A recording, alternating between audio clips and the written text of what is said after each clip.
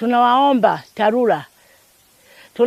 TARURA mliangalie barabara hii ambayo inakwenda hospitali kutoka hapo chini inainukia hospitali hapa petu hali ya hewa. Kwa hiyo tunaomba mtutengenezee barabara nzuri ya lami kusudi wajawazito wapate kupita wasijifungulie humo njiani. Jina naitwa Abdurrahman Muhammad Mvurula. Ninaishi kata hii ya Iyela muda mrefu toka 2010. Lakini kwa barabara hii kwa kweli ni changamoto. Toka nimehamia hii barabara haijafanywa matengenezo ya aina yote ile. Na tulikuwa tunamshukuru yule bwana huyu sasa hivi anaumwa. Ndio alikuwa anatutengenezea hii barabara hii. Lakini Mwandola. Lakini toka Mwandola anaumwa mpaka sasa hivi toka kama mnavyoiona. Ni hivyo hivyo. Haijakumbukwa na sidhani kama itakumbukwa, hata sielewi, lakini msimamo wao hivyo hivyo. Mimi nawashukuru waandishi wa habari kukuliona hili swala kama hili kuliibua, maana nyinyi mnaliibua sasa. Matatizo yetu sisi nyinyi ndio mnayaibua haya.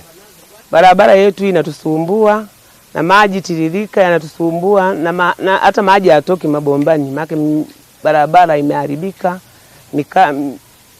mipira imekatika. Changamoto hapa hata kupita na bajaji hatuwezi. Maana bajaji haziwezi kupita kwenye kwenye mashimo. Ndio changamoto ambayo tunayo. Hata usafiri hata kama tumeleta mzigo wa kuni tunashindwa hata kushusha. Kwa ajili ya barabara ni mbovu. Kwa majina anaitwa Bisalum Mwambepo, diwani wa kata ya Iyela. Niko hapa kama mlivyosikia malalamiko ya wananchi. Wananchi wa kata ya Iyela wanalalamikia barabara hii ya kituo cha afya hali ya hewa.